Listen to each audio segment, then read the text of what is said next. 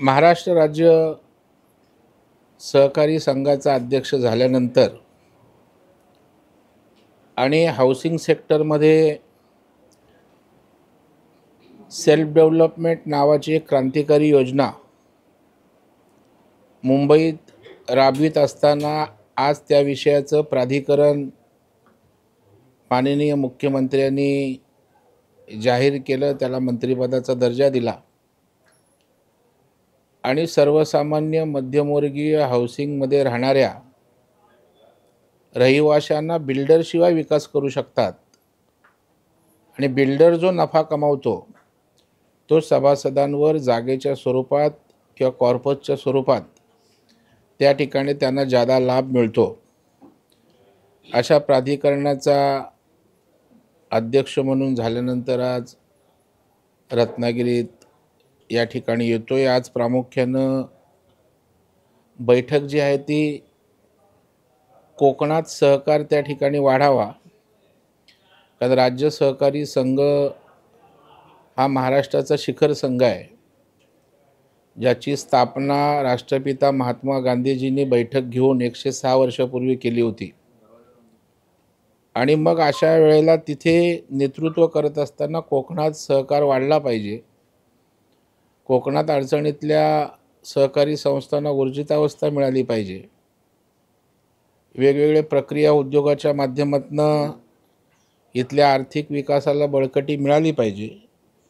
या अनुषंगाने या ठिकाणी रायगड, रत्नागिरी आणि सिंधुदुर्ग या जिल्ह्याची जी सहकारी बोर्ड आहेत, जे राज्य संघाची जिल्ह्याची बोर्ड आहेत, जे शिक्षण प्रचार प्रसाराचं काम करतात, तर त्यांची आज विभागीय बैठक या ठिकाणी लावलेली आहे आणि त्यामध्ये कोकणात सहकाराच्या माध्यमातून आणखी संस्था नाविन्यपूर्ण करता येतील का, असणाऱ्या संस्थांच्या अडचणी काय आहेत आणि भविष्यामध्ये कोकणात सहकार वाढावा म्हणून काही ॲक्शन प्लॅन करता येतो का, यावर आज तिन्ही जिल्हा बोर्ड, सहकार खात्याचे अधिकारी, पुण्यावरून आलेले राज्य संघाचे सर्व अधिकारी अशी एक संयुक्त बैठक आहे आणि निश्चितपणे त्या बैठकीच्या माध्यमातून कोकणच्या सहकाराला एक दिशा मिळेल। संजय राऊतांनी केलेलं आहे, तर संजय राऊतांवर मी काय बोलू, आता त्यांना माझ्यासारखा माणूस पण सिरियस घेत नाही। सकाळी उठल्यावर त्यांना काहीतरी बोलायला लागतं, बरं बोलायला काय पैसे लागत नाही, अक्कल लागत नाही। उद्या सपाचे पण आबू आजमी बोलतील माझा महापौर होईल, काय करू शकता तुम्ही? संजय राऊतांनी महापौर करण्यासाठी मुंबईत फिरतायत का? मुंबईचे प्रश्न माहीत आहेत का? मुंबईच्या मराठी माणसांसाठी काय केलं?